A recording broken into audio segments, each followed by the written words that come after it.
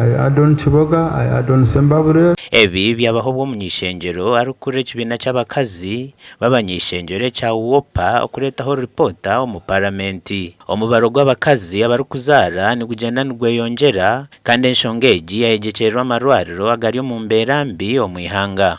The government's omission to adequately provide basic maternal health care services in public health facilities violates the right to health and is inconsistent with and in contravention of Article 22 of the Constitution.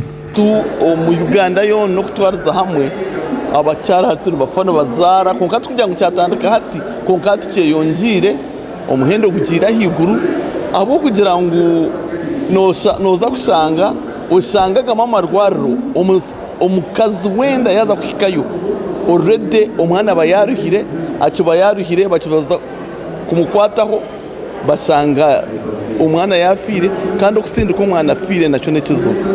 Kandi babandi Abany'eishengyero bashaba gavumenti okutabakozi bari kumara mu health center 3s hamwe no kongera kurwanisa uburubwenguzi omarwaraga ngwegombora yona etine health center 3 nkato mu Rwanda tushimangu mwizi taine health center 3 tushimangu bugamba taine health center 3 tuzakureba kangu health center 3 zazaho. So ndoza kye tuyinza okukola government kyeyinza okukola okendeza ku bakyala abafira musanya ekisooka okutambuza omusaayi guno ogubeera central oguli waggulu gutuukeko neeyo wansi mu byalo kwegamba health center 4 ebenge erina omusaayi health center 3 kubanga naye erina maternity ward section.